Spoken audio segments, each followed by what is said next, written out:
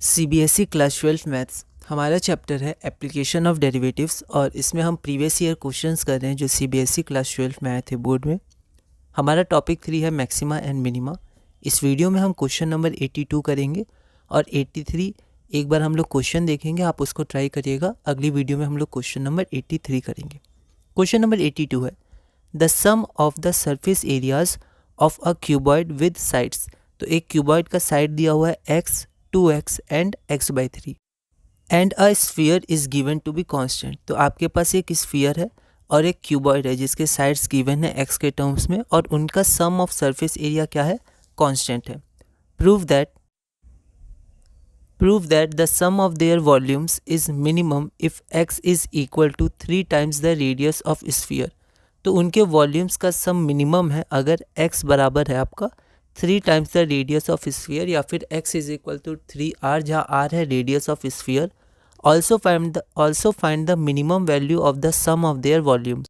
उनके वॉल्यूम्स का जो सम है उसकी मिनिमम वैल्यू भी आपको फाइंड करनी है। या क्वेश्चन फॉरेन 2016 में 6 मार्क्स का पूछा गया था। एक बार आप इस क्वेश्चन को ट्राई करिए, फिर हम लोग आगे बढ़ते हैं। मान लेते हैं हमारे पास एक क्यूबॉइड है, इसको आप डायग्राम में से शो कर भी सकते हैं, नहीं भी कर सकते हैं, ठीक है। जहाँ पर मान लेते हैं लेंथ हमारा x है, ब्रेथ 2x है और हाइट x/3 है। आप लिख भी सकते हैं लेंथ ब्रेथ हाइट या फिर डायरेक्ट आप ऐसे ही आगे बढ़ सकते हैं। ये स्फीयर है जिसका रेडियस r है। Let r be the radius of the sphere and the dimensions of the cuboid are x, 2x and x/3।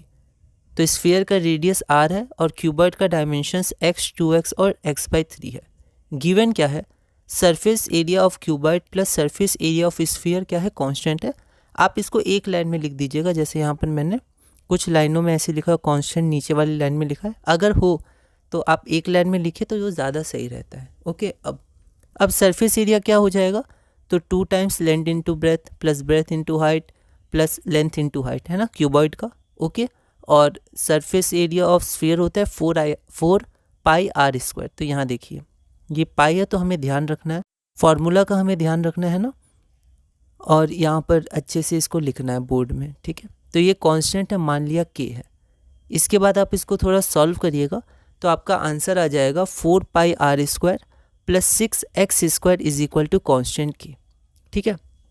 पर हमें शो क्या करना है, हमें शो करना है कि हमारा जो वॉल्यूम है वो वॉल्यूम क्या है, तो वॉल्यूम हमारे मैक्सिमम है। यहाँ देखिए, sorry minimum, volume is minimum, तो हमारा वॉल्यूम मिनिमम है, ठीक है। तो हमारा जो मेन इक्वेशन होगा वो वॉल्यूम के टर्म्स में होगा। तो वॉल्यूम मान लेते हैं v है, volume of sphere plus volume of cuboid. तो वॉल्यूम ऑफ स्फीयर होता है 4/3 पाई r क्यूब और volume of cuboid length into breadth into height, तो x/3 into x into 2x। तो यहाँ पर आपका वॉल्यूम हो जाएगा 4/3 पाई r cube plus 2/3 x cube. अब यहाँ पर अगर हम लोग देखेंगे तो यहाँ पर हमारे पास दो वेरिएबल्स हैं, x r और x, ठीक है। तो हम इसको किसी एक के टर्म में लिखेंगे। तो यहाँ पर हम लोग क्या कर सकते हैं, इक्वेशन 1 से यहाँ हम r की वैल्यू कितनी आ जाएगी, तो √k minus 6x square divided by 4 पाई, ठीक है। तो यहाँ पर हम लोग r की जगह पुट कर देंगे, तो यहाँ पर ये 1/2 हो जाएगा और r का क्यूब है तो 3/2, तो v बराबर हमारा इतना हो जाएगा, ठीक है। अब यहाँ पर हमें पता है कि जब भी रूट आता है, अगर आप देखिएगा तो यहाँ रूट का क्यूब है, तो जब भी रूट आता है तो रूट के लिए हम लोग क्या करते हैं, स्क्वायर कर देते हैं, ठीक है। तो हम लोग इसको लिख सकते थे क्यूब का पावर 1/2, ठीक है। लेकिन अगर आप इसका स्क्वायर करिएगा तो फिर ये हो जाएगा a square plus b square plus 2ab, क्योंकि यहाँ पर दो टर्म्स हैं, है ना, तो और कॉम्प्लिकेटेड हो सकता है। वैसे आप वैसे भी कर सकते हैं, लेकिन यहाँ पर हम लोग इसी को डिफ्रेंशिएट कर देंगे, इक्वेशन 2। तो now differentiating both sides with respect to x, now differentiating both side with respect to x, यहाँ 2 बार लिखा गया, हमें ध्यान देना है लैंग्वेज का। Now differentiating both sides with respect to x we get, आप इसको डिफ्रेंशिएट करिएगा, यहाँ पर मैंने किया है, तो आपका आंसर कितना आ जाएगा, इतना आ जाएगा, dv/dx is equal to -6x √k minus 6x square by 4 pi plus 2x square. Chain rule का आप ध्यान रखिएगा, है ना। अब यहाँ पर हमें मिनिमा या मैक्सिमा के लिए dv/dx को 0 पुट करना है, जैसे हम करते हैं। तो इक्वेशन नंबर 3 से जब आप 0 पुट करिएगा तो x की वैल्यू कितनी आ जाएगी, इतनी आ जाएगी। और हमें पता है ये कितना है, तो ये क्या है, r के बराबर है। आप यहाँ देखिए इक्वेशन 1 में ये है, लेकिन अगर आप इसको सॉल्व करिएगा तो जैसे यहाँ पर है, तो आप ऐसा कर सकते थे ना कि यहीं पर इसको इतना सॉल्व करके इक्वेशन 1 मान लेते तो ईजी हो जाता। पर यहाँ पर इक्वेशन 1 से ही आपकी आर की वैल्यू इतनी निकलेगी, √(k-6x²/4π) और यहाँ पर वही है, तो इसकी जगह आप आर लिख सकते हैं। तो x is equal to 3r from equation number 1। अब ये जो x इक्वल टू 3r है, इस पे आपका वॉल्यूम मिनिमम है या मैक्सिमम वो नहीं पता, हमें मिनिमम शो करना है, तो डबल डेरिवेटिव ग्रेटर देन 0 आना चाहिए। तो हम लोग सबसे पहले डबल डेरिवेटिव निकालेंगे। तो differentiating equation 3 on both sides with respect to x। यहाँ पर फिर से मिस्टेक हुई लैंग्वेज में, यहाँ मैंने गलत लिखा है, मतलब ये 2 बार लिख दिया, हमें ध्यान रखना है। तो now differentiating 3 on both side with respect to x d2v/dx²। यहाँ थोड़ी ओवर राइटिंग हुई, x ने k था, तो जब हम वैल्यूज़ लिखेंगे, एक्सप्रेशन लिखेंगे, तो हमें ध्यान रखना है बोर्ड में, है ना। तो ये सब चीज़ों को आप क्या कर सकते हैं, रेड पेन या किसी से मार्क कर सकते हैं, ताकि जब आप देखें, ये सब आप प्रैक्टिस करें तो देखें कि प्रैक्टिस में कहाँ कहाँ गलती हुई, ताकि एक्चुअल एग्जाम में बहुत कम हो, ना के बराबर। तो d2v/dx² हमारा इतना आ जाएगा, ठीक है। मतलब इसको अभी हम सॉल्व करेंगे, सॉल्व नहीं किए d/dx, इसको सॉल्व करेंगे तो इतना आ जाएगा, ठीक है। यहाँ पर फिर थोड़े से मिस्टेक्स हो रहे हैं, ठीक है। तो यहाँ मैंने लिख दिया बी केयरफुल, क्योंकि ऐसे नेचुरल ऐसे मिस्टेक्स हो सकते हैं जब थोड़ा लेंदी आपका एक्सप्रेशन हो, तो यहाँ पर हमें बहुत ही ध्यान से और बहुत ही मतलब कुछ और नहीं सोच के कोशिश करना है, इसी को हम लोग सोच के देखें क्या हो रहा है ना। तो इसके लिए आपको प्रैक्टिस चाहिए होगी, ठीक है। जैसे गलतियाँ हो गई तो ऐसा नेचुरल है, पर फिर भी आप जितना प्रैक्टिस करेगा उतना अच्छा होगा। और प्रैक्टिस का में आप ये सब कुछ लिख भी लीजिएगा, ताकि आपको ध्यान रहे कि ऐसे एक्सप्रेशंस में मुझे ध्यान रखना है। फिर हम लोग यहाँ पर आगे बढ़ते हैं। तो बस इसके बाद आपको फिर सॉल्व करना है।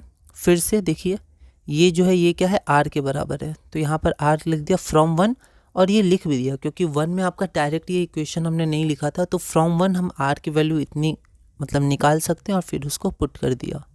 तो यहाँ पर -6r + x/2r into -3x/π + 4x, इसको हमने थोड़ा सा सिंप्लीफाई किया, तो d2v/dx² हमारा इतना आ गया।